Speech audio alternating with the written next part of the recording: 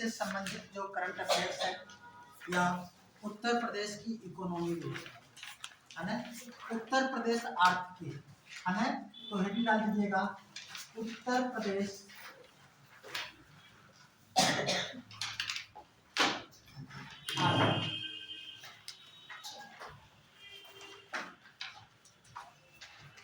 कुछ चीजें हम लोग यहाँ पे देखते हुए चलेंगे कि उत्तर प्रदेश की जो आर्थिक स्थिति है वो क्या है और इस आर्थिक स्थिति में हम देश में कहाँ पे स्थान रखते हैं और हमारा इस आर्थिक गतिविधि को और ज़्यादा प्रमोट करने के लिए और बढ़ावा देने के लिए जिससे लोगों का ज़्यादा से ज़्यादा विकास हो सके, उसके लिए जो योजनाएं चलाई गई हैं उन योजनाओं को भी कवर करने की कोशिश करेंगे और साथ में हम लोग देखेंगे उत्तर प्रदेश का बजट। ठीक है ना, संक्षिप्त में वो जो आपके एग्जाम के पॉइंट ऑफ व्यू से जो महत्वपूर्ण चीज़ें हैं जो पूछी जा सकती हैं हम लोग उस पर फोकस करते हुए आगे बढ़ेंगे। तो सबसे पहले अगर हम बात करें उत्तर प्रदेश की जो अर्थव्यवस्था है ना, एक किस प्रकार की अर्थव्यवस्था है, अगर देखें तो उत्तर प्रदेश एक कृषि प्रधान राज्य है। क्या है? उत्तर प्रदेश एक कृषि प्रधान राज्य है, जबकि हमारा देश की पूरी आर्थिक व्यवस्था ही कृषि पर आधारित है। इसीलिए भारतीय अर्थव्यवस्था में कृषि को भारतीय अर्थव्यवस्था का क्या कहा जाता है? मेरुदंड कहा जाता है। ठीक है ना। बहरहाल उत्तर प्रदेश की भी जो पूरी आर्थिक गतिविधि है वो किस पर निर्भर करती है? वह कृषि पर ही निर्भर करती है। तो पॉइंट नोट करते हुए चलिएगा, देखिएगा उत्तर प्रदेश एक कृषि प्रधान राज्य है। उत्तर प्रदेश एक कृषि प्रधान राज्य है।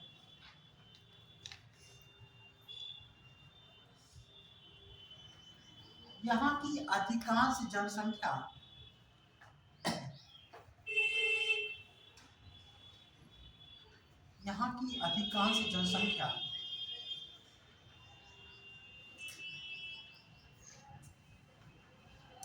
कृषि पर निर्भर करती है।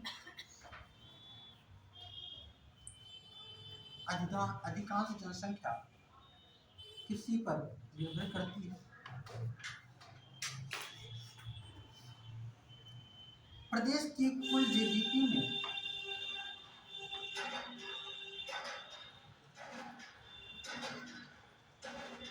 कृषि क्षेत्र का महत्वपूर्ण स्थान है। प्रदेश की कुल जीडीपी में कृषि क्षेत्र का योगदान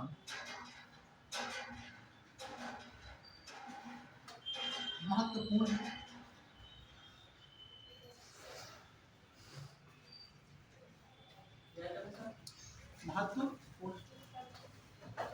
ध्यान रखिएगा, कृषि क्षेत्र का योगदान क्या है? बहुत ही ज्यादा। उत्तर प्रदेश की वर्तमान में कुल जीडीपी, उत्तर प्रदेश की वर्तमान में कुल जीडीपी 16,45,317 16,45,317 करोड़ रुपए है। इस चीज को ध्यान रखिएगा, 16,45,317 करोड़ रुपए है। ये उत्तर प्रदेश की ओवरऑल कुल जीडीपी। ठीक है ना। और इस जीडीपी में हम देखें, लिख लीजिएगा, प्रदेश की कुल जीडीपी में विभिन्न क्षेत्रों का योगदान इस प्रकार है। विभिन्न क्षेत्रों का योगदान इस प्रकार है। कितने क्षेत्र हैं मुख्य रूप से? पहला है प्राथमिक क्षेत्र। पहले को क्या कहते हैं बेटा? प्राथमिक क्षेत्र या प्राइमरी सेक्टर है ना। इसके अंतर्गत क्या आता है? पूरा कृषि क्षेत्र आता है। क्या आता है? कृषि क्षेत्र। दूसरा है द्वितीय क्षेत्र। इस क्षेत्र के अंतर्गत क्या आता है? औद्योगिक क्षेत्र। हमने बात किया है इस सब पे। तीसरा क्षेत्र क्या है? जिसे हम कहते हैं तृतीय क्षेत्र, इसके अंतर्गत क्या आता है? सेवा क्षेत्र या सर्विस। ध्यान रखिएगा, उत्तर प्रदेश की कुल जीडीपी में कृषि क्षेत्र का जो योगदान है वो लगभग 23.6%। कितना है? 23.6%।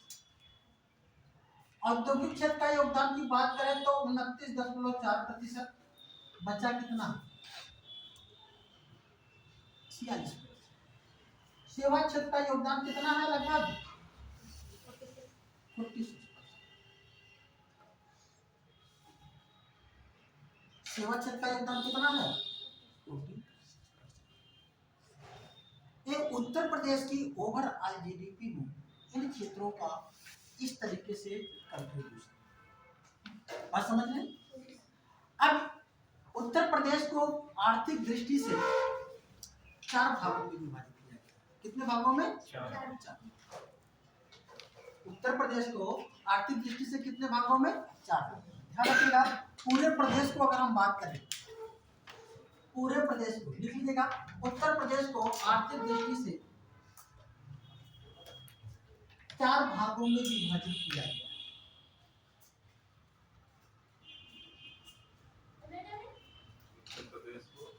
आर्थिक दृष्टि से 4 भागों में या संभागों में या जोन में, जो भी कह लीजिए, है ना, में विभाजित किया गया है। अच्छा, आर्थिक दृष्टि से कितना बेटा? आर्थिक दृष्टि से कितने हमने बताए? 4। और कृषि की दृष्टि से 9।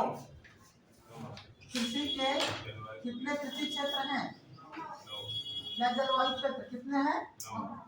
और प्रशासनिक संभाग 18।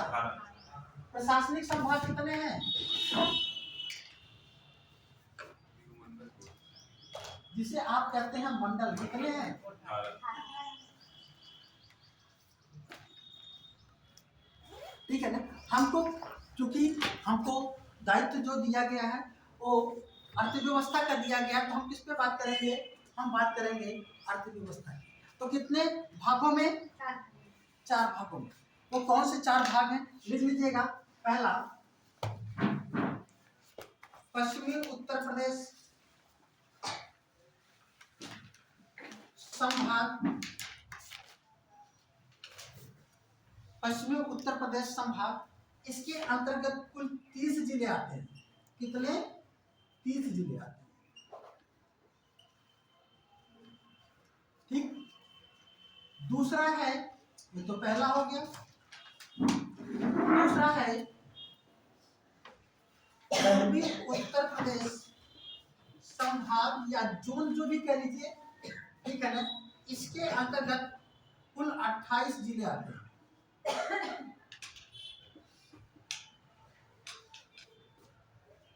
कितने? और तीसरे की अगर हम बात करें तो आता है केंद्रीय उत्तर प्रदेश संभाग या जोन, क्षेत्र, एरिया, जो भी कह लीजिए, इसके अंतर्गत आते हैं 10 जिले। कितने हैं? 10 जिले। और चौथी की अगर हम बात करें तो जो बुंदेलखंड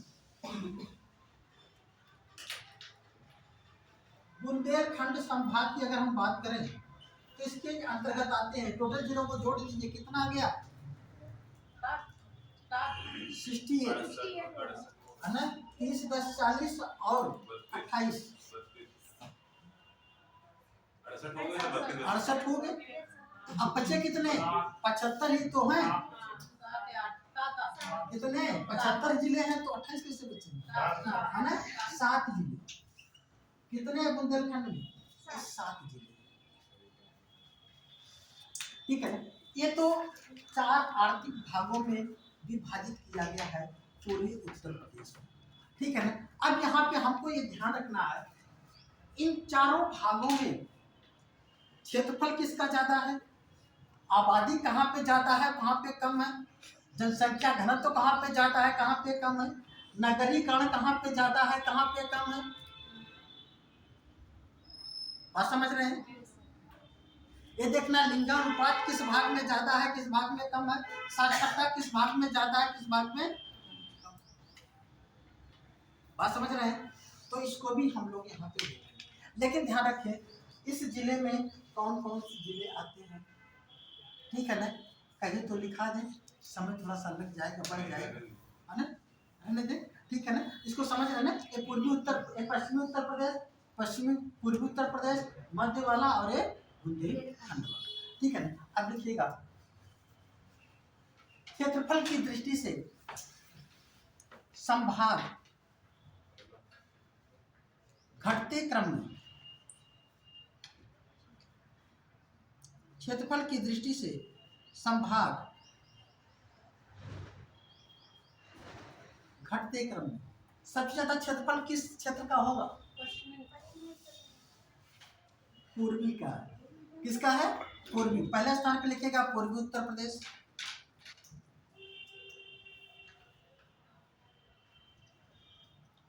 दूसरे स्थान पर पश्चिमी उत्तर प्रदेश, और तीसरे स्थान पर केंद्रीय उत्तर प्रदेश संभाग, और चौथे स्थान पर बुंदेलखंड।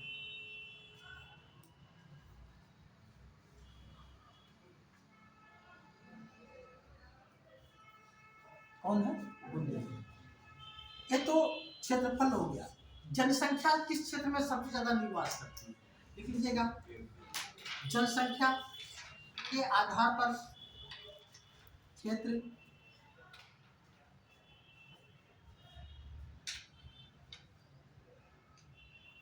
पहले स्थान पर पूर्वी उत्तर प्रदेश। 30 जिले भले हैं लेकिन पॉपुलेशन पूर्वी उत्तर प्रदेश से कम है। पहले स्थान पर पूर्वी उत्तर प्रदेश, दूसरे स्थान पर पश्चिमी उत्तर प्रदेश, और तीसरे स्थान पर केंद्रीय संभाग या उत्तर प्रदेश, और चौथे पे बुंदेलखंड।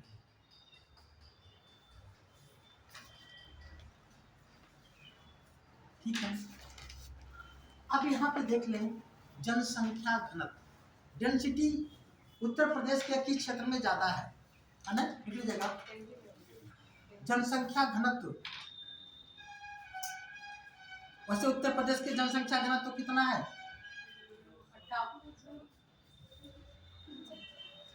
829 है। कितना है? 829।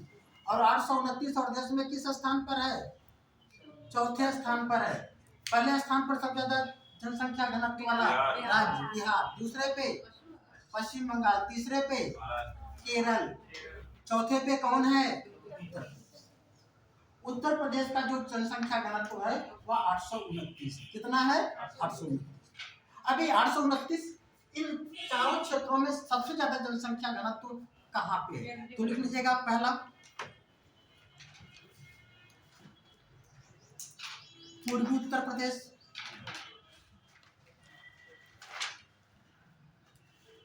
दूसरे स्थान पर पश्चिमी उत्तर प्रदेश, और तीसरे पे केंद्रीय, और चौथे पे बुंदेलखंड।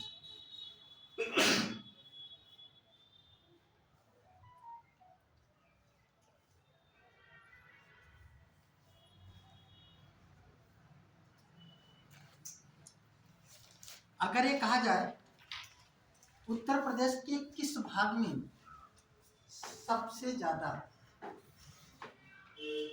नगरीय जनसंख्या निवास, जनसंख्या की बात कर रहे हैं, लिख लीजिएगा। सर्वाधिक नगरीय जनसंख्या वाले क्षेत्र घटते क्रम में, नगरीय जनसंख्या वाले क्षेत्र घटते क्रम में, सबसे ज्यादा नगरीय जनसंख्या पाई जाती है वह पश्चिमी उत्तर प्रदेश में। दूसरे स्थान पर है केंद्रीय उत्तर प्रदेश, मतलब ये बीच वाला समय केंद्रीय संभाग है पश्चिमी उत्तर प्रदेश में। केंद्रीय, और तीसरे पे बुंदेलखंड वाला क्षेत्र है, और चौथे में पूर्वी उत्तर प्रदेश है।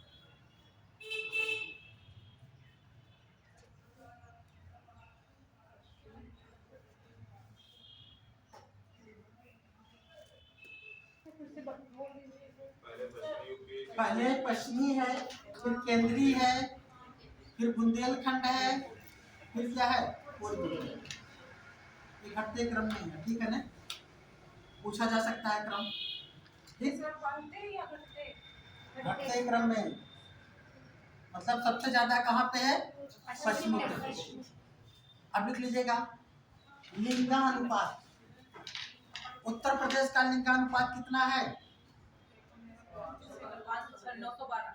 912। और पूरे देश का लिंगानुपात कितना है, 943। सर्वाधिक लिंगानुपात वाला राज्य केरल। सर्वाधिक लिंगानुपात वाला केंद्र शासित प्रदेश पुडुचेरी, ठीक है ना। सबसे कम लिंगानुपात वाला राज्य हरियाणा। हरियाणा में बताया था कि सबसे कम लिंगानुपात है, तभी तो वहाँ पे बेटी बचाओ बेटी पढ़ाओ योजना की शुरुआत की गई थी 22 जनवरी 2015 को। नहीं बताया था, भूल गए, ठीक है ना। चलिए, तो यहाँ पे इस क्षेत्र में सबसे ज्यादा लिंगानुपात कहाँ पे है, तो लिख लीजिएगा, घटते क्रम में लिखाएंगे। सर्वाधिक लिंगानुपात वाला जो क्षेत्र है वह है 900। पहले लिख लीजिएगा, उत्तर प्रदेश का लिंगानुपात कितना है, 912। हाँ, घटते क्रम में ही रहेगा सब। सबसे ज्यादा लिंगानुपात वाला जो क्षेत्र है पूर्वी उत्तर प्रदेश।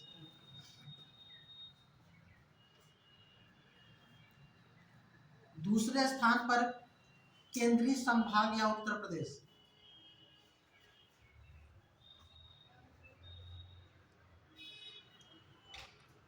और तीसरे पे है पश्चिमी उत्तर प्रदेश, और बुंदेलखंड चौथे स्थान पर है।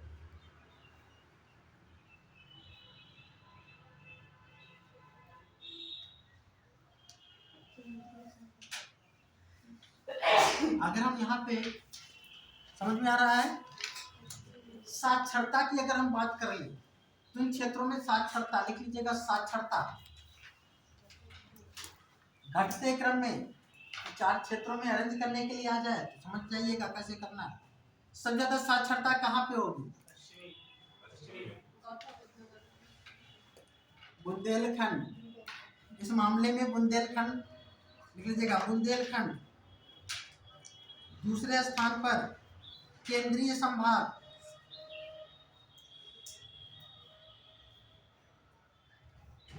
और तीसरे स्थान पर पश्चिमी उत्तर प्रदेश, और चौथे पे है यूपी। यूपी कह रहे हैं, चौथे पे है पूर्वी उत्तर प्रदेश।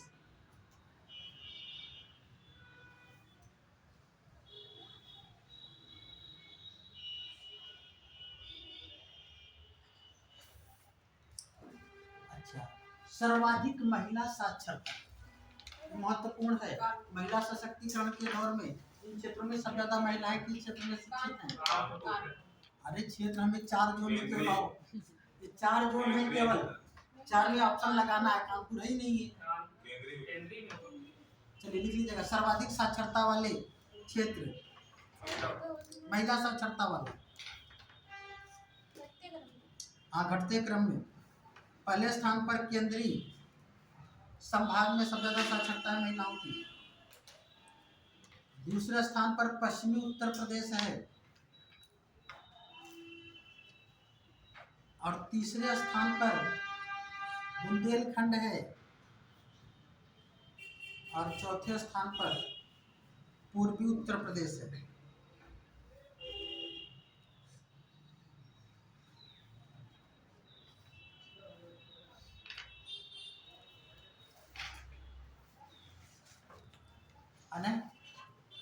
लिख लीजिएगा, उत्तर प्रदेश में अनुसूचित जाति जनसंख्या वाले क्षेत्र, अनुसूचित जाति, हाँ, इन क्षेत्रों में कहाँ पे सबसे ज्यादा अनुसूचित जाति जनसंख्या पाई जाती है?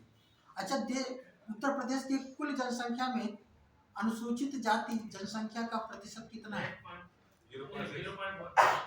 अनुसूचित जनजाति नहीं पूछ रहे, अनुसूचित जाति पूछ रहे, एससी पूछ रहे।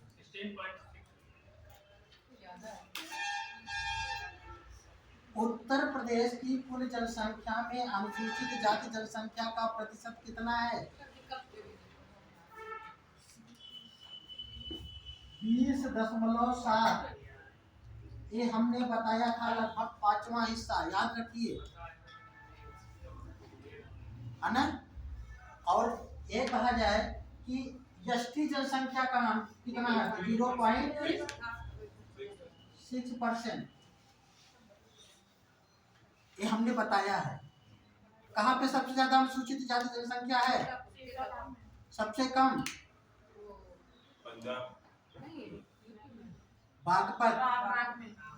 और सर्वाधिक जो है अनुसूचित जाति जनसंख्या प्रतिशतता वाला जिला कौन सा है? कौशाम्बी। अनुसूचित जाति जनसंख्या प्रतिशतता वाला कौन है? कौशाम्बी है। और सर्वाधिक अनुसूचित जनजाति जनसंख्या वाला सोनभद्र, चाहे परसेंटेज हो चाहे जनसंख्या हो, दोनों सोनभद्र है। ठीक है ना। बहरा इस क्षेत्र में कहाँ पे है? लिख लीजिएगा, पहले स्थान पर केंद्रीय संभाग में सबसे ज्यादा है जनसंख्या। दूसरे स्थान पर बुंदेलखंड में है। और तीसरे स्थान पर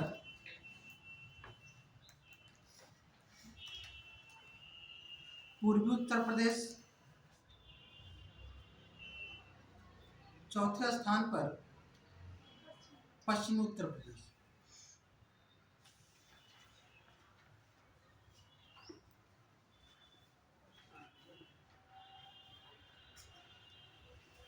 अच्छा, ये कुछ आर्थिक आंकड़े थे। अगर ये कहा जाए सबसे ज्यादा, क्योंकि कृषि प्रधान ये राज्य है, तो किस क्षेत्र में सबसे ज्यादा कृषि सघनता पाई जाती है? मतलब कृषि सबसे ज्यादा, है ना, सघनता। लिख लीजिएगा, प्रदेश में सबसे ज्यादा कृषि सघनता वाले क्षेत्र। पहले स्थान पे पूर्वी उत्तर प्रदेश। दूसरे स्थान पर पश्चिमी उत्तर प्रदेश।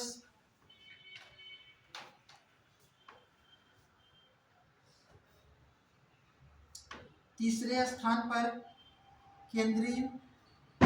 और चौथे स्थान पर बुंदेलखंड। चौथे स्थान पर बुंदेलखंड।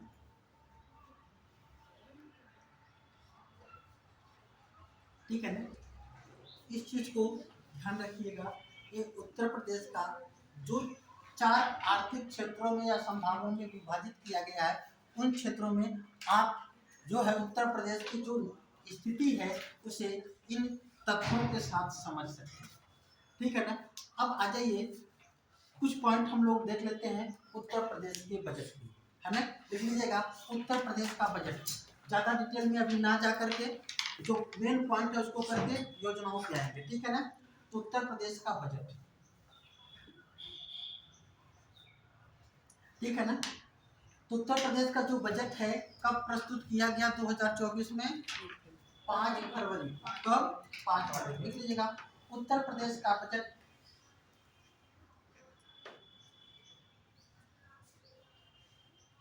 5 फरवरी 2024 को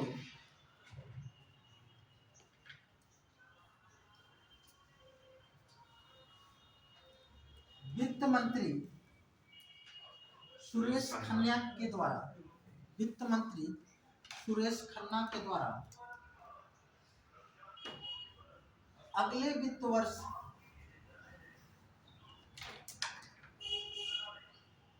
2024-25 के लिए प्रस्तुत किया गया।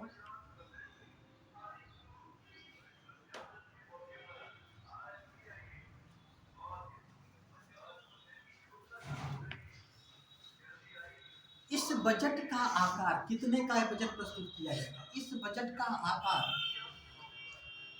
7,36,437 लाख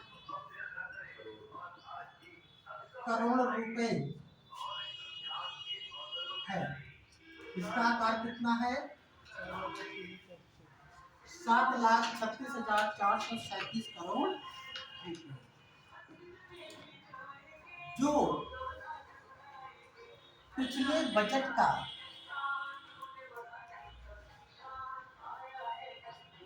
लगभग 6% अधिक है। लगभग कितना? 6% अधिक है। मतलब इतना लगभग 6% के लगभग बढ़ा करके बजट को प्रस्तुत किया गया है।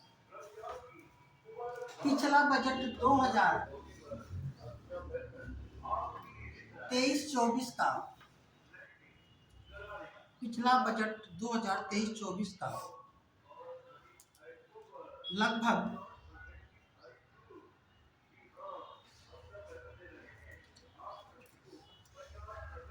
690 करोड़ रुपए का था। 690 लाख करोड़ रुपए का था। 690 लाख करोड़ रुपए का था। आपको ये वाला बजट याद रखना है, ठीक है ना? ये वाला, ठीक, क्योंकि ध्यान रखिए यूपी के एग्जाम में इस बजट को एकदम फैक्ट के रूप में आज पूछ लिया, ठीक है ना? कितना आकार बजट का, इसी को पूछेंगे, ठीक है ना? फिर लिखिएगा इस बजट में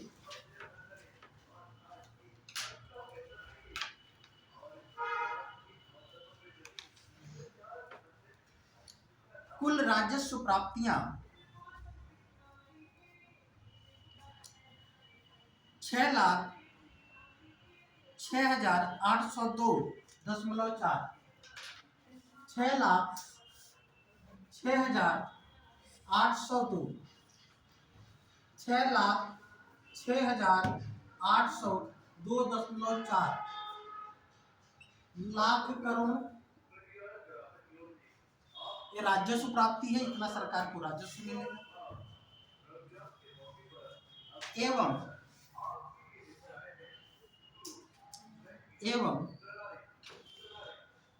1,14,531.4, 1,14,531.4 लाख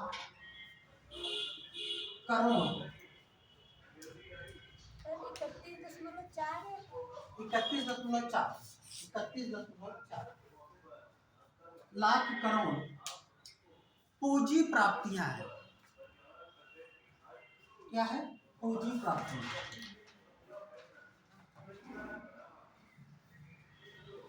पूंजी प्राप्तियां, ठीक है ना? देखिएगा बजट में नई योजनाओं पर प्राप्तियां हैं। बजट में नई योजनाओं पर 24,863.5, 24,863.5, 24,863.5 लाख करोड़ रुपए खर्च किए जाने का प्रावधान है।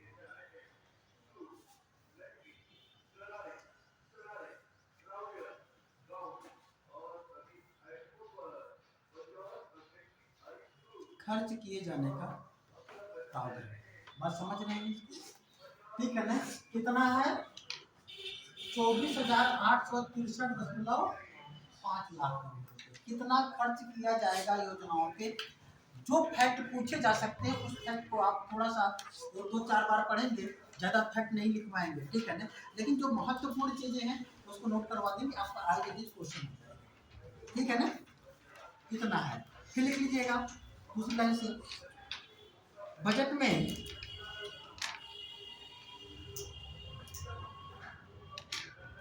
2023-24 में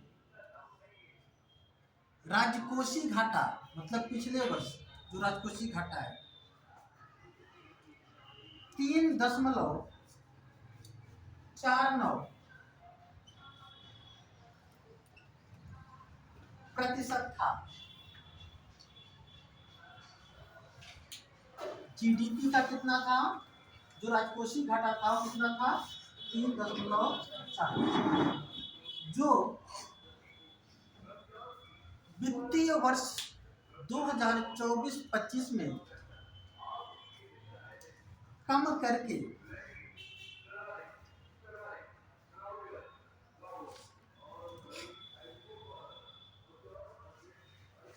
कम करके 3.46 का लक्ष्य निर्धारित किया गया है।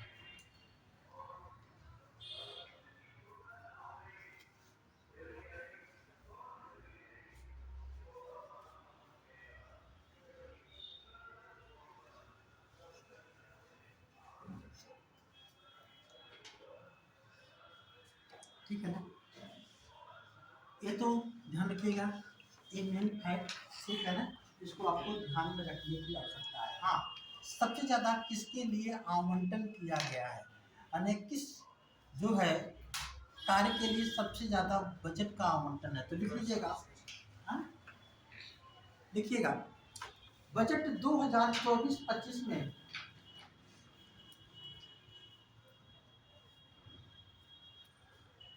विभिन्न क्षेत्रों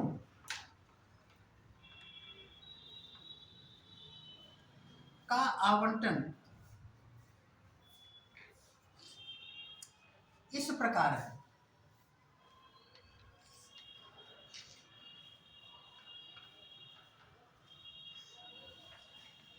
ठीक है ना? सबसे ज्यादा किसके लिए है? तो सबसे ज्यादा अगर देखा जाए तो महिला एवं बाल विकास के लिए, तो पहले स्थान पर लिखिएगा महिला एवं बाल विकास के लिए। महिला एवं बाल विकास के लिए, बाल विकास के लिए है ना, दो तरीके के हैं महिला और बाल विकास के लिए। एक तो कल्याण हेतु जो स्कीमें चलाई जा रही हैं, और दूसरा इनके पोषण के लिए जो वस्तुएं उपलब्ध कराई जा रही हैं, ठीक है ना? तो लिख लीजिएगा पहला तो कल्याण हेतु महिला एवं बाल विकास है ना, ये विभाग है। तो सबसे पहले कल्याण हेतु 4,043 करोड़, 4,043 4043 करोड़। जबकि पौष्टिक भोजन के लिए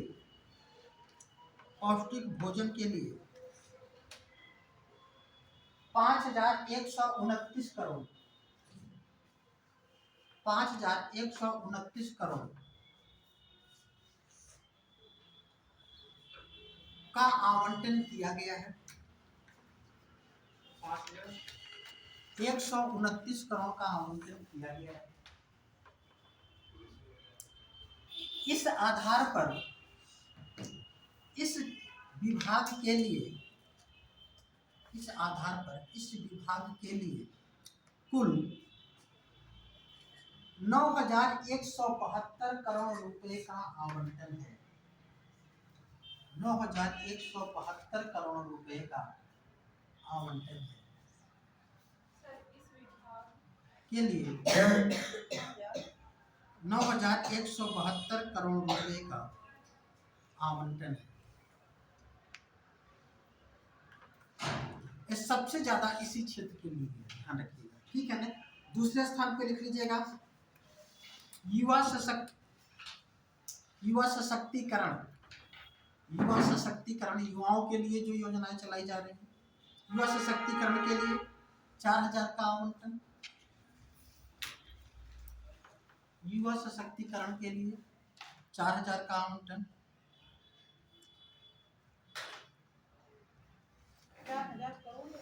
हाँ, 4,000 करोड़ का, 4,000 करोड़ का।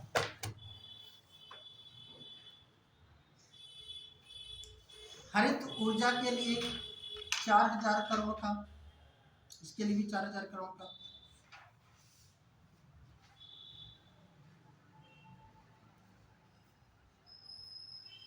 हरित ऊर्जा के लिए बजट का आवंटन 2030 तक।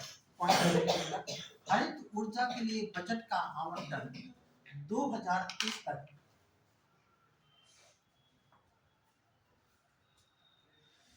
15% और बढ़ाने का लक्ष्य रखा गया है। हाँ,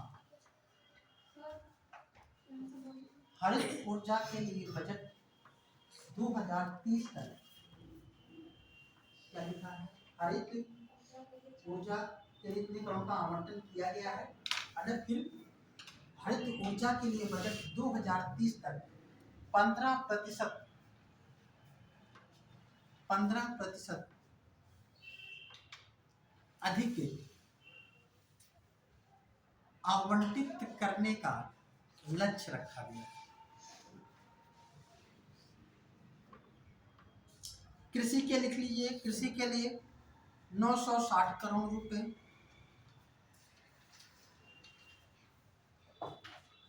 आवास पर 3,000 करोड़ रुपए। आवास पर 3,000 करोड़ रुपए।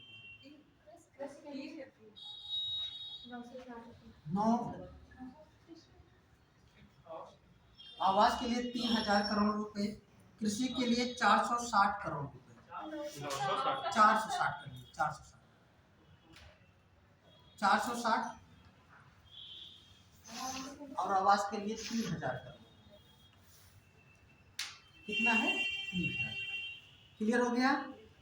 ये महत्वपूर्ण पॉइंट थे जो बजट से आपके एग्जाम में कुछ पूछे जाने की संभावना है, ठीक है ना। अब हेडिंग डाल दीजिएगा, उत्तर प्रदेश सरकार के द्वारा संचालित महत्वपूर्ण योजनाएं। उत्तर प्रदेश सरकार के द्वारा संचालित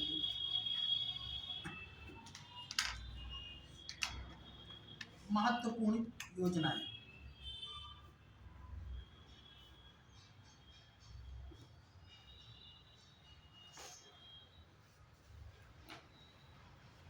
सबसे पहला लिखिएगा मुख्यमंत्री उद्यमी मित्र योजना। मुख्यमंत्री उद्यमी मित्र योजना।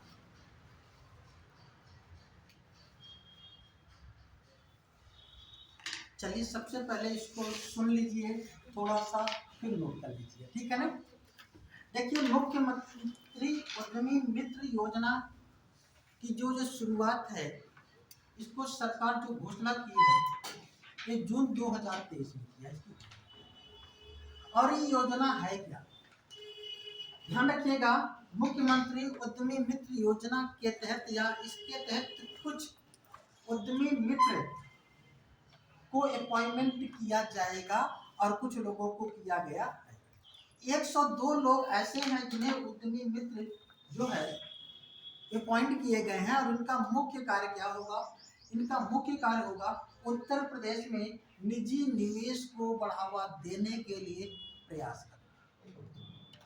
इसके लिए देश के अंदर और देश के बाहर जो भी उद्योगपति हैं, उद्यमी हैं, उन लोगों को समझा बुझा करके उत्तर प्रदेश में अधिक से अधिक जो है निवेश कराने के लिए प्रेरित करना है और उन्हें ला करके यहाँ पे निवेश की सुविधा उपलब्ध करा करके निवेश कराना है, मेन चीज।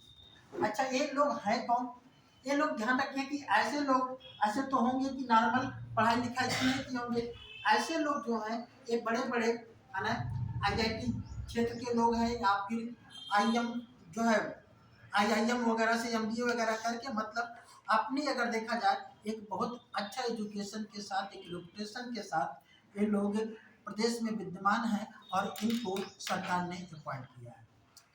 इस योजना के तहत इनको एक अच्छा पैकेज तो 3 साल तक दिया जाएगा, है ना, और 3 साल तक ये इनके कार्यों को जांचा जाएगा, परखा जाएगा, है ना, कि कौन व्यक्ति कितना अच्छा कार्य कर रहा है। और जो व्यक्ति जितना अच्छा कार्य कर रहा है, फिर उसको अगर वह व्यक्ति उत्तर प्रदेश में सरकारी नौकरी में आना चाहता है तो ऐसे लोगों को वहां पे क्या दिया जाएगा?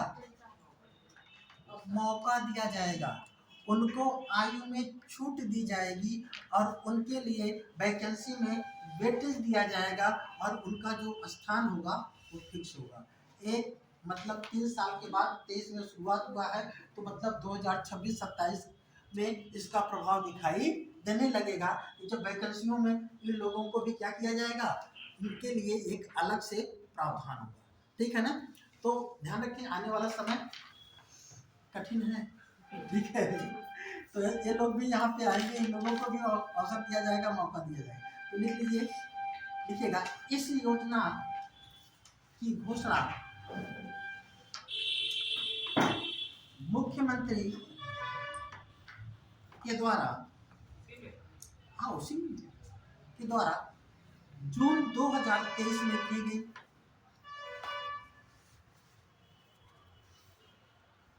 23 में की गई योजना के तहत बहुत अच्छा सराहनीय कार्य है जो निवेश के लिए यहाँ पे लोग को प्रोत्साहित करने के लिए पॉइंट किया गया है। ठीक है ना? क्या लिखा है? योजना के अंतर्गत 102 उद्यमी मित्रों की नियुक्ति की गई है। उद्यमी मित्रों की नियुक्ति की गई। उद्यमी मित्र की नियुक्ति, उद्यमी मित्र की नियुक्ति की गई है, जिनका कार्य प्रदेश में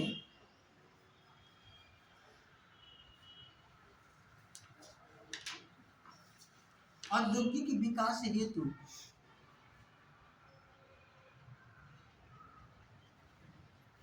निजी निवेश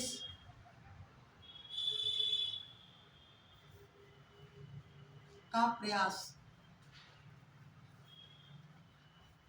देश और विदेश में करना है। मतलब विदेशों में भी जाए, देश के अंदर जहां पे भी हो सके लोगों को करना है। इन लोगों के कार्यों को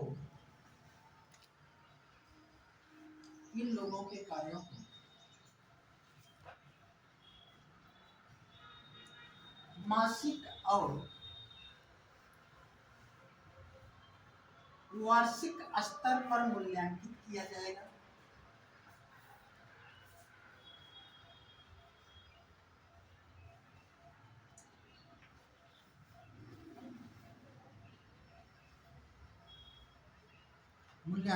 जाएगा।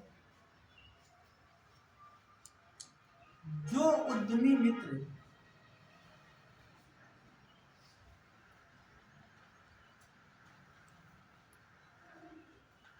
सफलतापूर्वक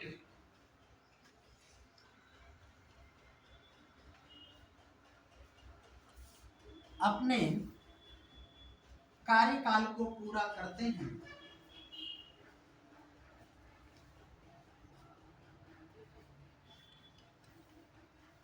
यदि वे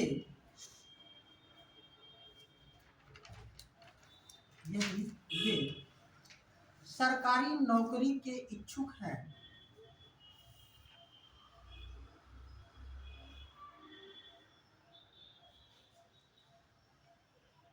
तो उन्हें शासन के विभिन्न विभागों में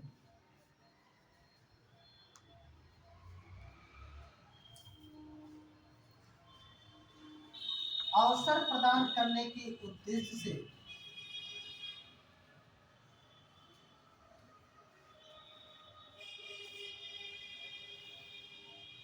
आयु सीमा में छूट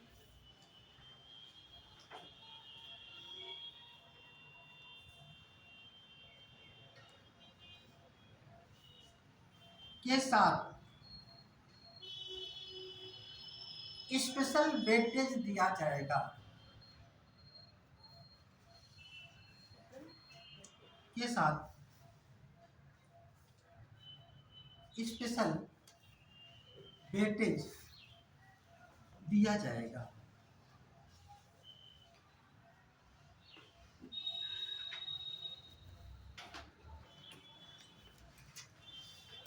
ठीक है ना, समझ में आ रहा है। एक क्या है, ये उद्यमी मित्र योजना है ना। कुछ लोगों को लग रहा है कि तो हमारा अपना कुछ नहीं है, नहीं हक नहीं सुनेगा। आप लोग अपना काम अच्छे से करें, तब तक आप लोग सिलेक्ट हो जाएंगे, है ना। और इतनी वैकेंसी है, इसी साल सब लोग सिलेक्ट हो जाएं, अगले साल की जरूरत ही नहीं, है ना। क्या कह रहे हैं? क्लासेस तो सर चले, क्लासेस बंद हो रही सर 21 से, तो मैसेज तो आया था सर, उसके बारे में बात। ठीक है, तो हमने क्या बताया, कहाँ तक हो गया बेटा? हाँ, अच्छा, इनका इस तरीके से ध्यान रखिएगा। देखिएगा, इन उद्यमी मित्रों का कार्य की प्रवृत्ति, इसकी कार्य की प्रवृत्ति क्या है? की प्रवृत्ति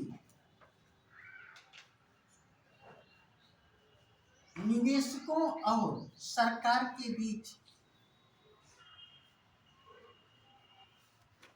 कड़ी का कार्य करना। निवेशकों और सरकार के बीच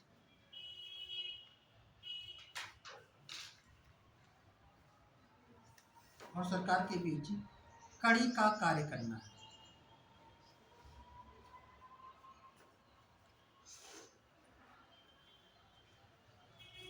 ठीक है, चलिए अगला देखिएगा। मुख्यमंत्री, हाँ, मुख्यमंत्री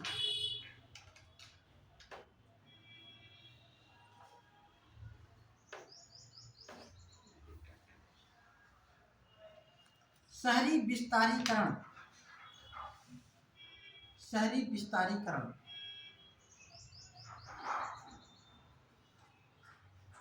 या नए शहर के प्रोत्साहन हेतु योजना, नए शहर के प्रोत्साहन हेतु योजना।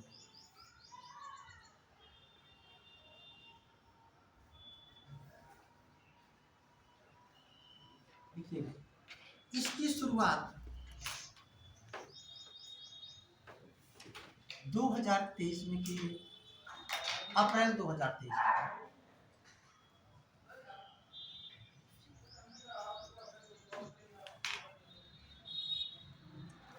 योजना के तहत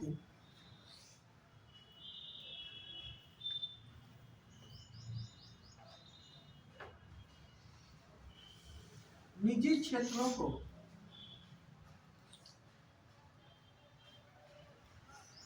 प्रदेश में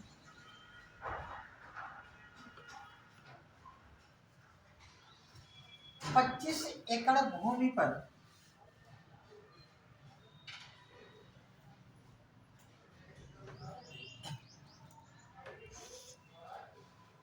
टाउनशिप विकसित करने में सरकार के द्वारा सहयोग दिया जाएगा।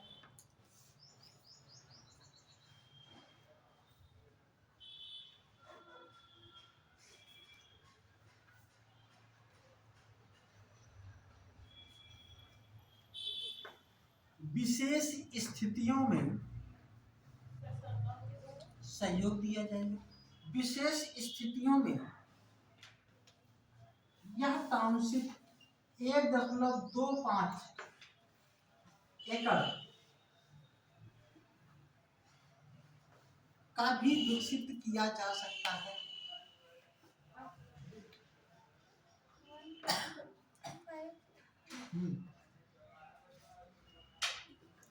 ये जो बहुत ही अच्छी योजना हमको प्रभावित कर रही है, ठीक है ना, बहुत अच्छा लग रहा है। लिख लीजिएगा उत्तर प्रदेश मातृभूमि योजना। उत्तर प्रदेश अगला मातृभूमि योजना।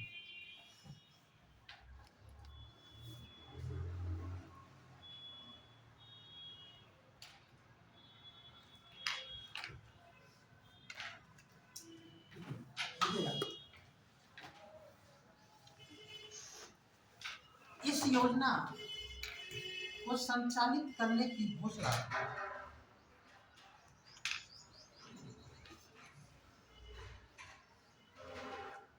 जून 2023 में की।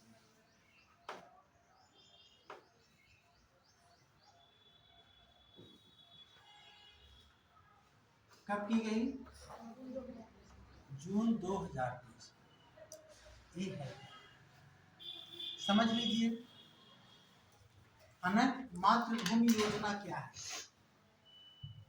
इस योजना के तहत उत्तर प्रदेश सरकार के द्वारा ग्रामीण क्षेत्रों में विकास को प्रोत्साहित करने के लिए योजना चलाई गई।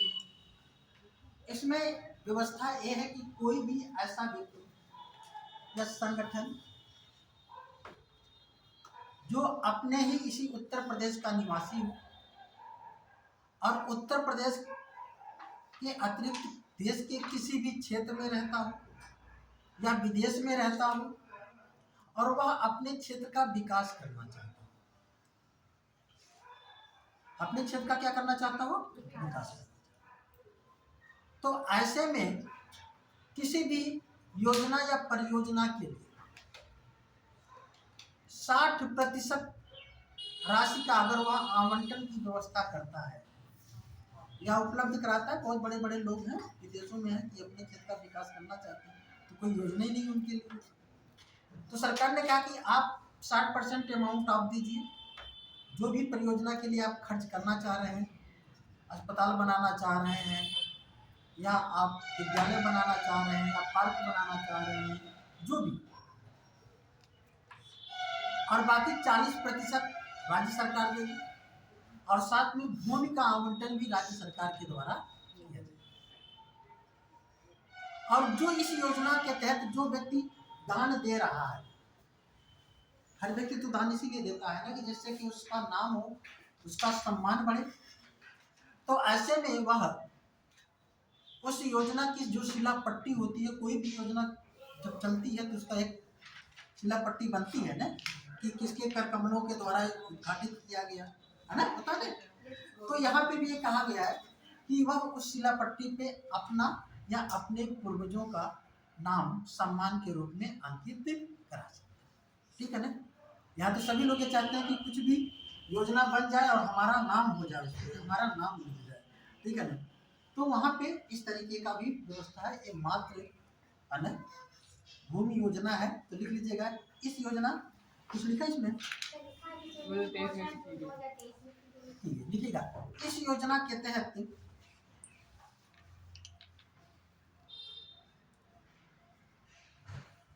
उत्तर प्रदेश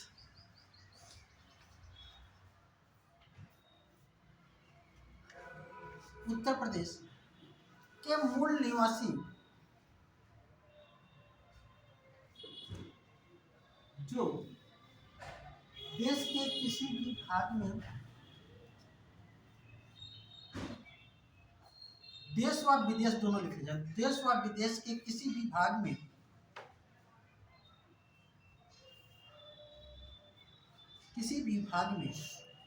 रहते हों,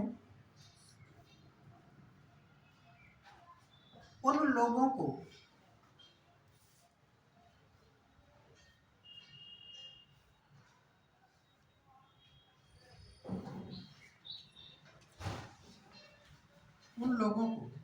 अपने गांव या क्षेत्र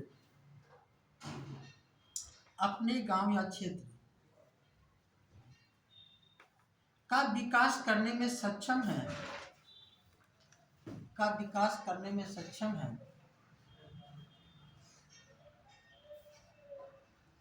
और विकास हेतु इच्छुक हैं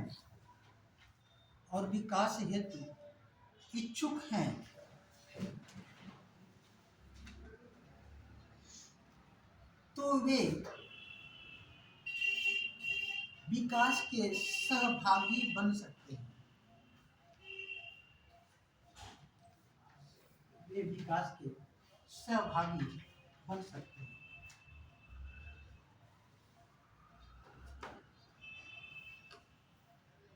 प्रारंभ में इस योजना को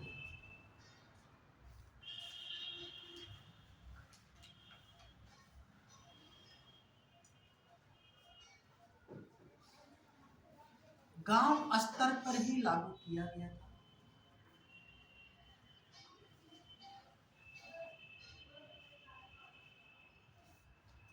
जिसे विस्तारित करके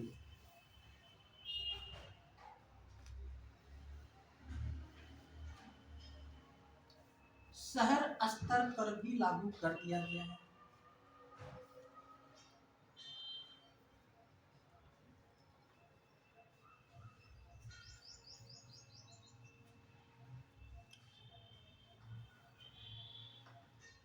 आ जाइए दूसरी लाइन से, है ना? देखिएगा, योजना के अंतर्गत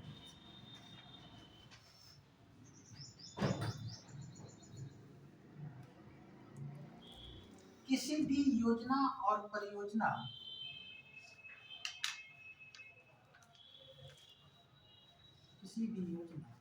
एवं परियोजना में इच्छुक व्यक्ति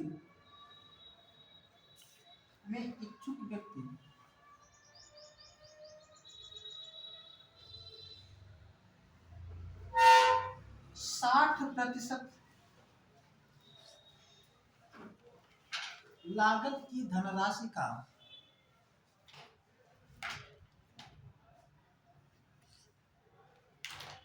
दान देता है तो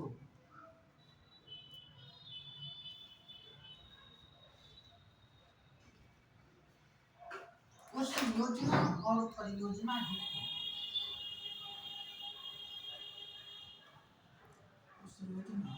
एवं परियोजना हेतु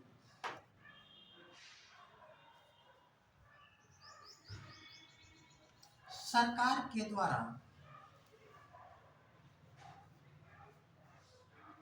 भूमि के आवंटन का कार्य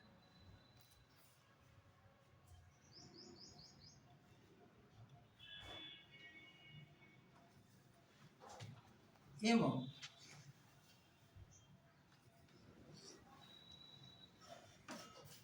भूमि के आवंटन का कार्य एवं 40% की धनराशि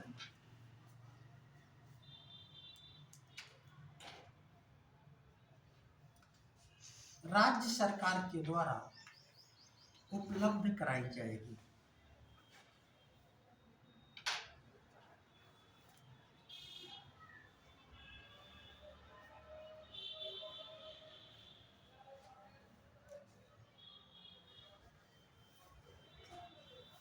ठीक है ना? यहाँ तक क्लियर हो गया?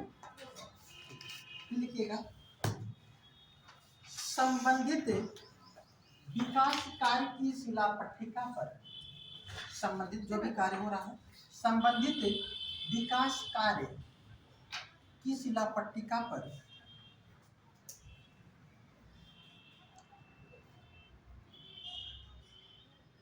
दान देने वाला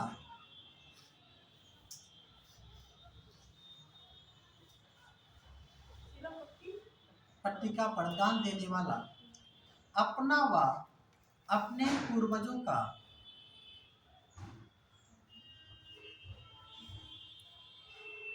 सम्मान स्वरूप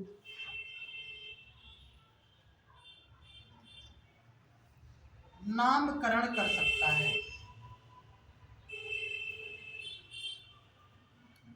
सम्मान स्वरूप नामकरण कर सकता है। ठीक, क्लियर हो गया? याद रहेगा ये योजना क्या है? अच्छी योजना है।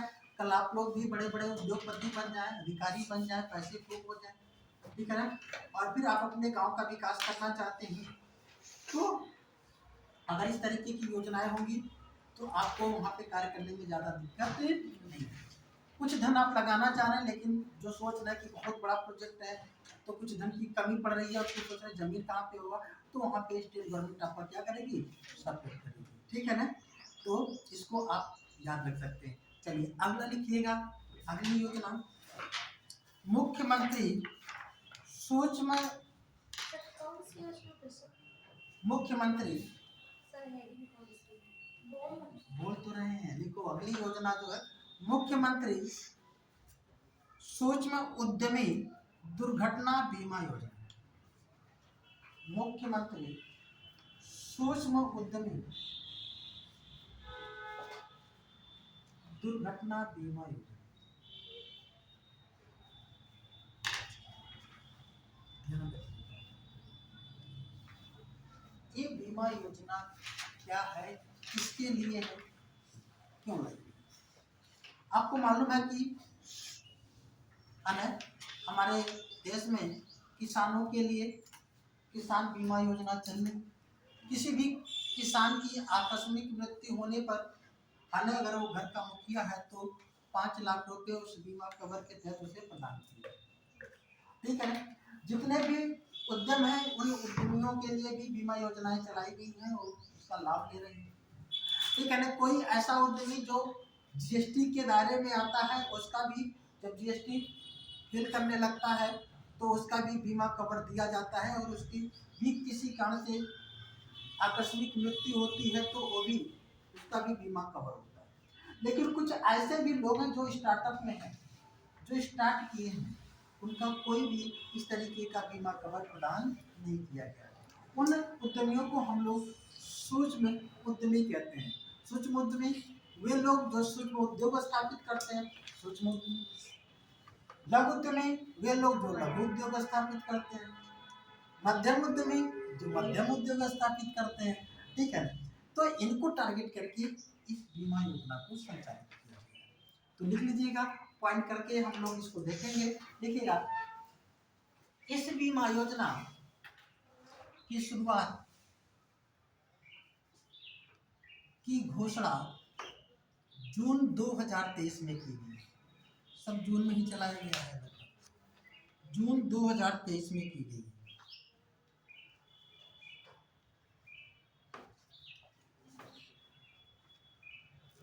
देखिएगा, इस बीमा योजना के तहत 18 से 60 वर्ष आयु के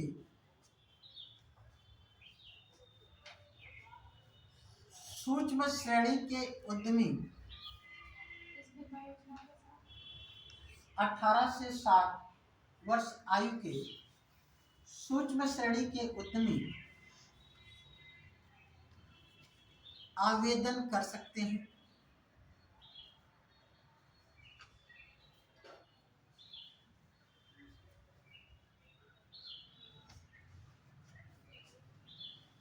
योजना के अंतर्गत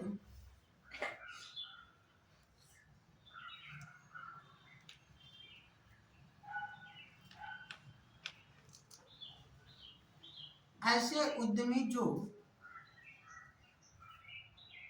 व्यापारी दुर्घटना बीमा योजना के अंतर्गत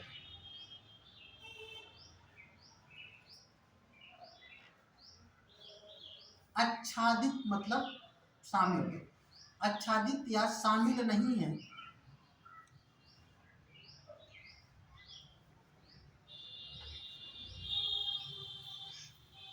लाभ पाने के पात्र होंगे।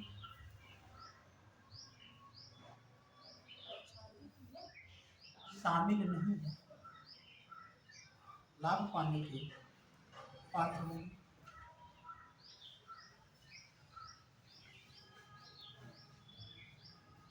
ऐसे उद्यमी की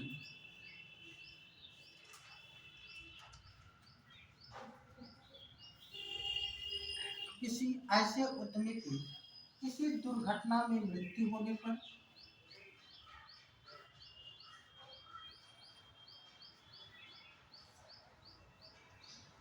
दुर्घटना में मृत्यु होने पर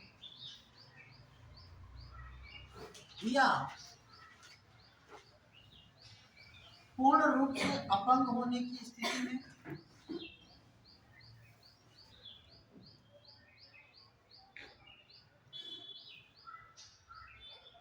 उन्हें 5 लाख रुपए का बीमा कवर प्रदान किया जाएगा।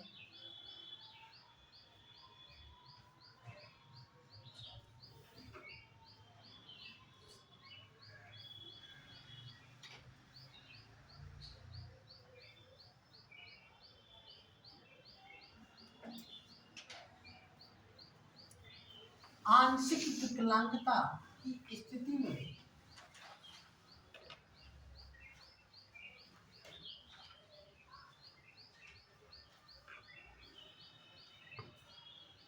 मेडिकल रिपोर्ट के आधार पर कितना परसेंट डिसेबिलिटी आएगी, मेडिकल रिपोर्ट के आधार पर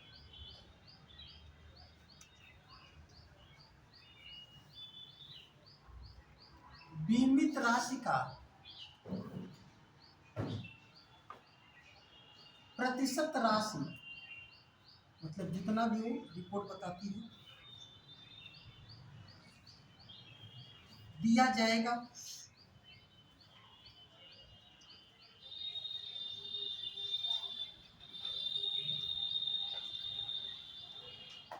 इस बीमा धनराशि को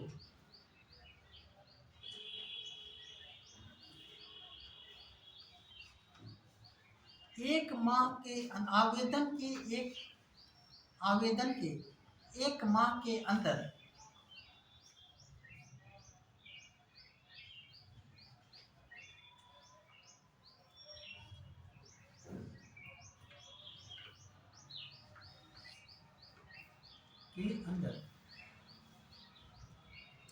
उपलब्ध कराए जाएंगे।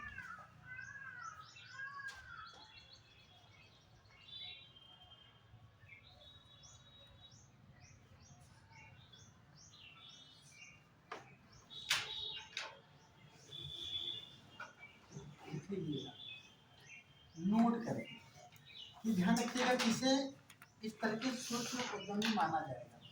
और हमारे देश में या प्रदेश की भी बात करें तो जितने भी ये सूक्ष्म उद्योग हैं, जो पंजीकृत उद्योग हैं, जो ठीक है ना, वो कुल सूक्ष्म उद्योगों का मात्र 15% केवल पंजीकृत है, बाकी पंजीकृत।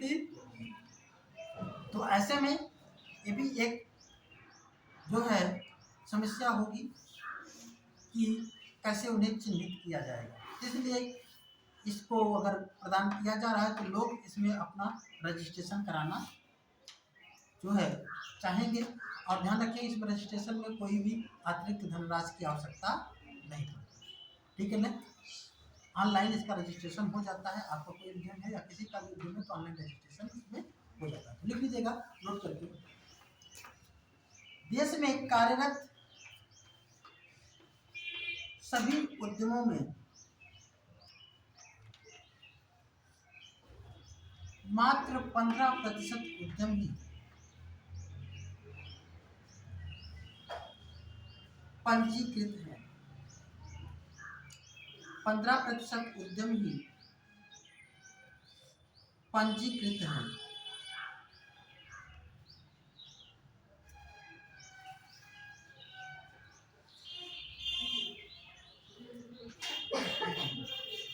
अब लिखिएगा, उत्तर प्रदेश में लिखिएगा उत्तर प्रदेश सरकार की बुनकरों, अगला पोर्शन मतलब योजना लिखिएगा, उत्तर प्रदेश सरकार की बुनकरों के लिए सब्सिडी योजना।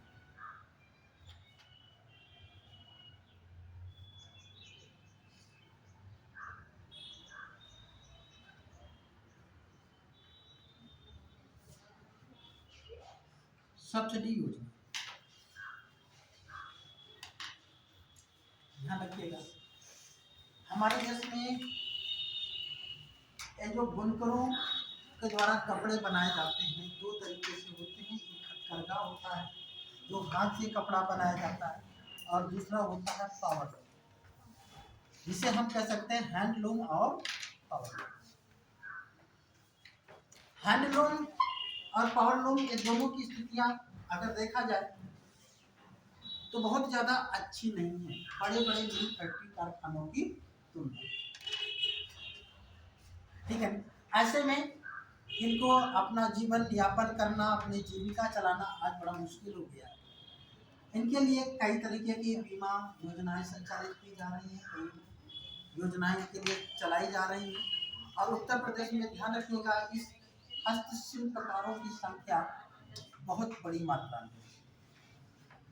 और ऐसे में ये जो योजना है, ये भी योजना क्या है, महत्वपूर्ण योजना है। 5 अप्रैल 2023 को मुख्यमंत्री का जो मंत्रिमंडल है इस योजना को संचालित करने की घोषणा करता है। ठीक है ना, और इसके तहत 2 योजनाएं चलाई जाती है ना। एक झलकारी बाई कोरी हथकरघा एवं पावरलूम सब्सिडी योजना, और एक हथकरघा एवं पावरलूम सामान्य सब्सिडी योजना। ये 2 योजनाएं चलाई जाती हैं।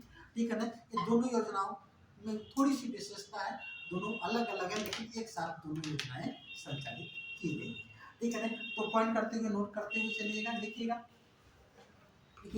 इस योजना की शुरुआत की घोषणा, इस योजना की शुरुआत की घोषणा 5 अप्रैल 2023 को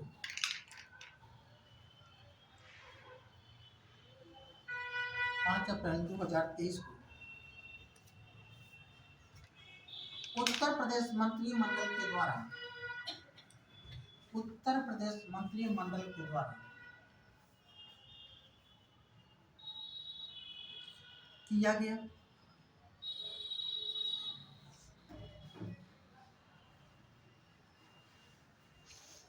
इस योजना के तहत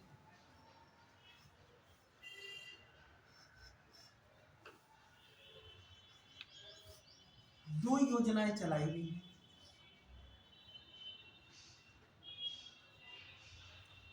पहला लिखिएगा, झलकारी बाई कोरी हथकरघा एवं झलकारी बाई कोरी हथकरघा एवं कोरी हथकरघा एवं पावर लूम विकास योजना।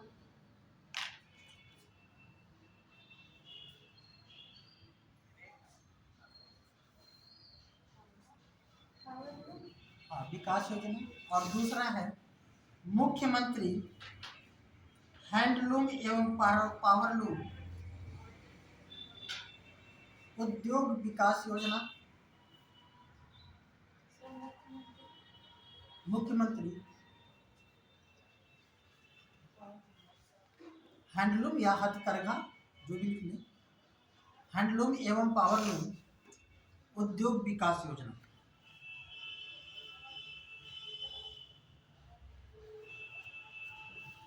ठीक है ना, ये जो योजना है इसको ब्रैकेट में लीजिएगा, सामान्य वर्ग के लिए। हाँ, दूसरी वाली किसके लिए, सामान्य वर्ग के लिए। और जो पहली वाली है झलकारी बाई कोरी हथकरघा एवं पावरलूम विकास योजना, वो लिख लीजिएगा अनुसूचित जाति के लिए, अनुसूचित जाति। ठीक है ना, लिखिएगा। अब ये 2 योजनाएं हैं, दो का उद्देश्य क्या है। और आपको मालूम है कि अगर एससी के लिए अगर बात की गई है तो झलकारी बाई है ना हथकरघा या पावरलूम विकास योजना है, और सामान्य के लिए है तो सभी के लिए मुख्यमंत्री है ना हैंडलूम या हथकरघा एवं पावरलूम उद्योग विकास योजना। ठीक है ना, ये 2 योजनाएं हैं। ठीक है ना, और दोनों योजनाओं लिख लीजिएगा, इन दोनों योजनाओं का उद्देश्य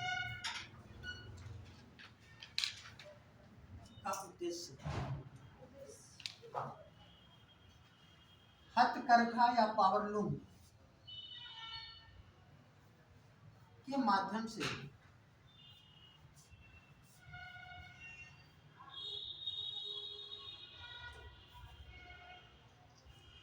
उत्पादन में योगदान देना,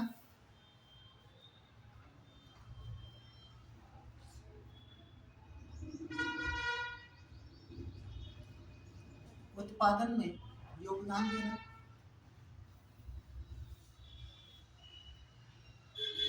उत्पादन में योगदान देने वाले, योगदान योगदान देने वाले ऐसे युवकों, योगदान देने वाले ऐसे युवकों जो इस क्षेत्र में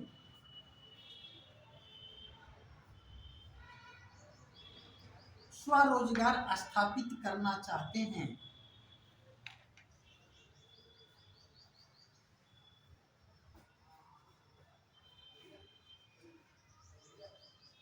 को चिन्हित करके चाहते हैं, को चिन्हित करके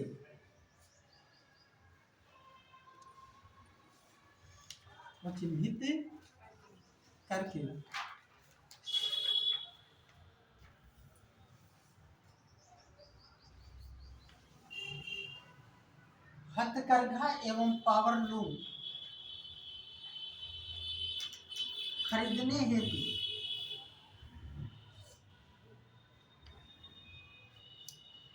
80 से 60% तक की राशि का सब्सिडी देना है। 80 से 60% तक की राशि का सब्सिडी देना है, मतलब उनको सब्सिडी दी जाएगी, जो पैसे खर्च होंगे उसमें, है ना। एससी कैंडिडेट का है तो उसको 80% तक सब्सिडी, और सामान्य वर्ग का है तो उसको 60% तक सब्सिडी दी जाएगी। क्लियर हो गया? चलिए एक और योजना लिखिएगा, एक जिला एक खेल योजना। अभी तो एक जिला एक उत्पाद योजना देखा ही था, अगर एक जिला एक खेल योजना।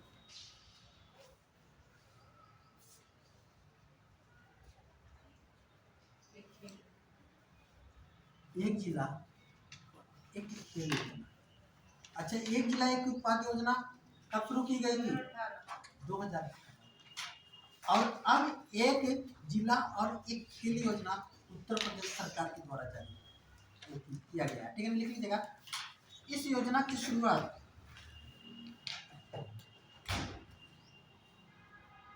2022 में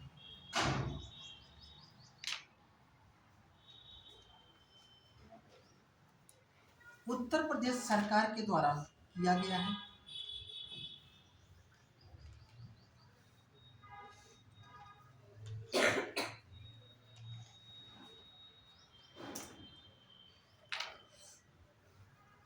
योजना के तहत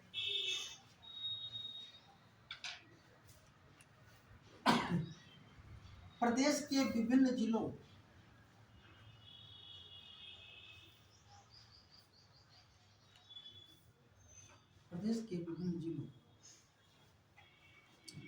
को किसी विशेष खेल के क्षेत्र में विशेष प्रोत्साहन दिए जाने का उपबंध किया गया है।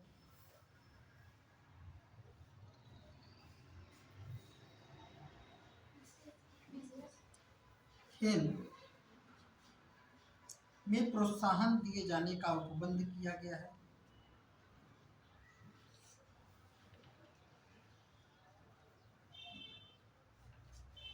इन खेलों की संख्या कुल 13 है।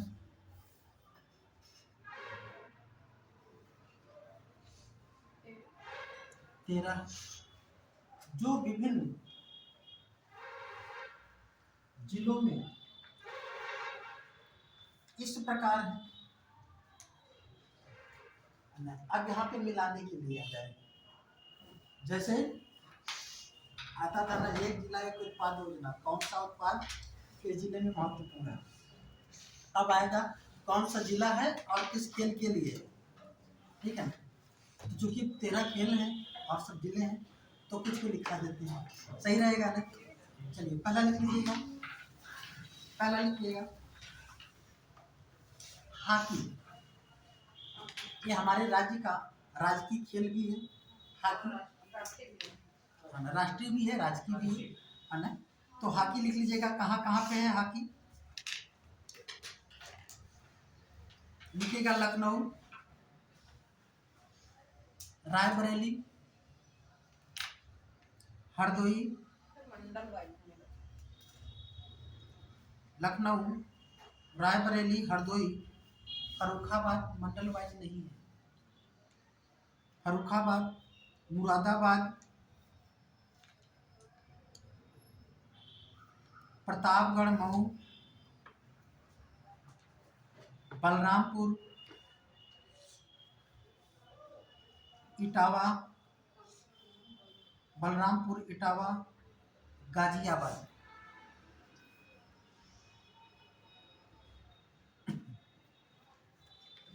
गाजियाबाद यहाँ पे लिख लीजिएगा, नोट करके लिखिएगा। झांसी, गोंडा और लखीमपुर खीरी।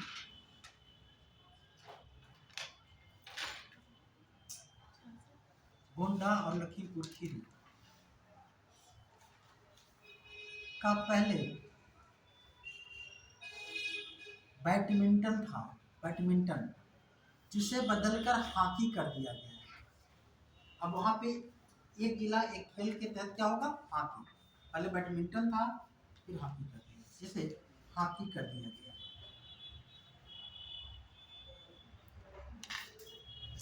अब लिखिएगा एथलेटिक्स, एथलेटिक्स, इसमें ज्यादा जिले हैं, लिख लीजिएगा। मैनपुरी, फिरोजाबाद, जौनपुर,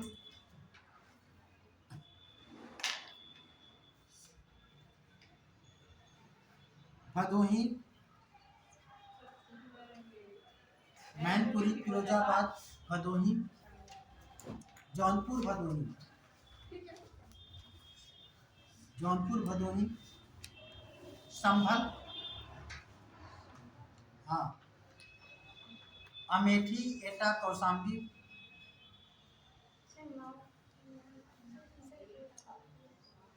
मैनपुरी, फिरोजाबाद, जौनपुर, भदोही, संभल, अमेठी, एटा, कौशाम्बी, सीतापुर, कासगंज, उन्नाव, अयोध्या, कासगंज, उन्नाव, अयोध्या, कौशाम्बी, कौशाम्बी हो गया ना, लिख लीजिएगा। नहीं हो गया तो रामपुर, रामपुर, चित्रकूट, सिद्धार्थनगर, संत कबीर नगर, बस्ती, हमीरपुर,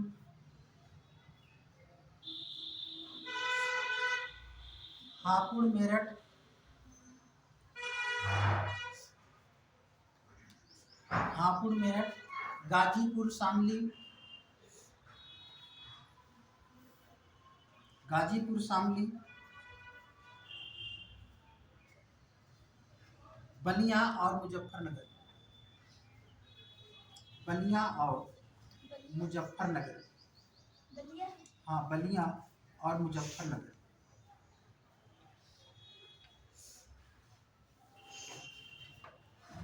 लिख लीजिएगा। बलिया, दूसरी लाइन से लिखिएगा, बलिया, अंबेडकर नगर,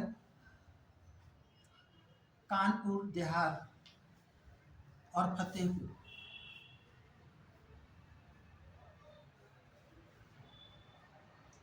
का पहले, फतेहपुर का पहले एक जिला एक खेल के अंतर्गत बैडमिंटन था। क्या था, बैडमिंटन, जिसे बदलकर एथलेटिक्स कर दिया गया है।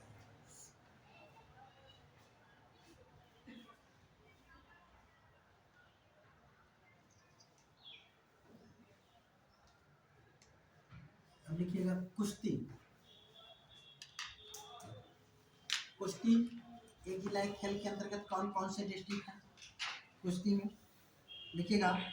वाराणसी, गोरखपुर,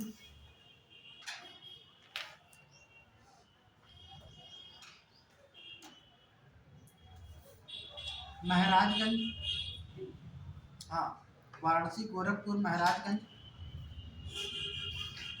चंदौली, बागपत, देवरिया, चंदौली, बागपत, देवरिया,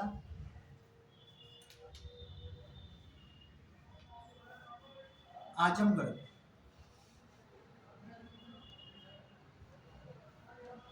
आजमगढ़, इसमें लिख लीजिएगा। मथुरा का पहले जूडो था, अब कुश्ती हो गया है। मथुरा का पहले जूडो था, अब क्या हो गया है? कुश्ती हो गया है। अब लिखिएगा टेबल टेनिस, केवल 2 डिस्ट्रिक्ट हैं टेबल टेनिस में, आगरा और Kanpur.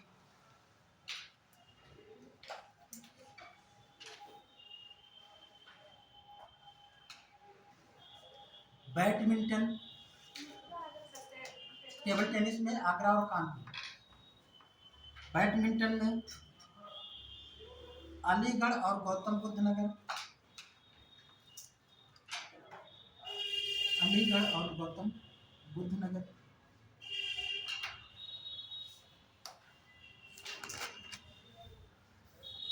Wait lifting, weight lifting Mirzapur और बिजनौर। वेट लिफ्टिंग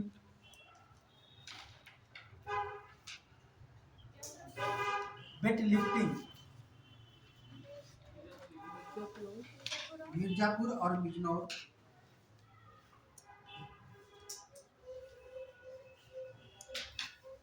फिर लिखिएगा तीरंदाजी सोनभद्र और ललितपुर।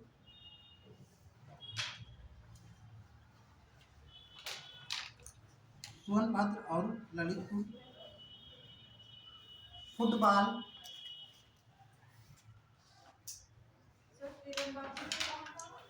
सोनभद्र और ललितपुर। फुटबॉल, हाथरस और बहराइच, हाथरस और बहराइच। और ध्यान रखिएगा, यहीं पे लिख लीजिएगा, बहराइच का पहले बैडमिंटन था, अब फुटबॉल हुआ है, अब फुटबॉल है।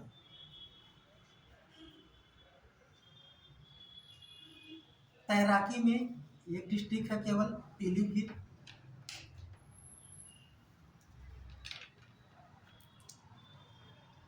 शूटिंग में एक डिस्ट्रिक्ट है केवल, बांदा। पीलीभीत, तैराकी में पीलीभीत।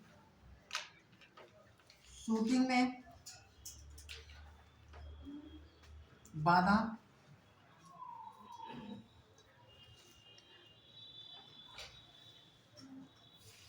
कबड्डी, कबड्डी कन्नौज और श्रावस्ती, बांदा।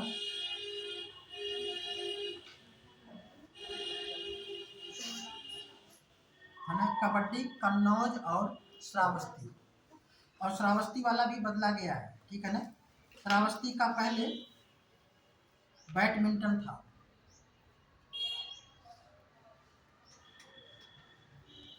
और एक लिख लीजिएगा, लॉन टेनिस प्रयागराज। हाँ, lawn tennis Prayagraj, lawn tennis Prayagraj. इस तरीके से आपकी ये योजना हो गई, ठीक है ना। इसे ध्यान रखिए, जो एक डिस्ट्रिक्ट वाले हैं या 2 डिस्ट्रिक्ट, जो खेल 1-2 डिस्ट्रिक्ट में है, उसको आप आसानी से याद कर लेंगे और फिर वहीं से आपको मिलाने के लिए आएगा और आप मिला लेंगे, ठीक है ना। लेकिन जरूरी है इसे 2 बार 3 बार 4 बार पढ़ डालें, ठीक है ना। तो आज की क्लास यहीं तक रहेगी।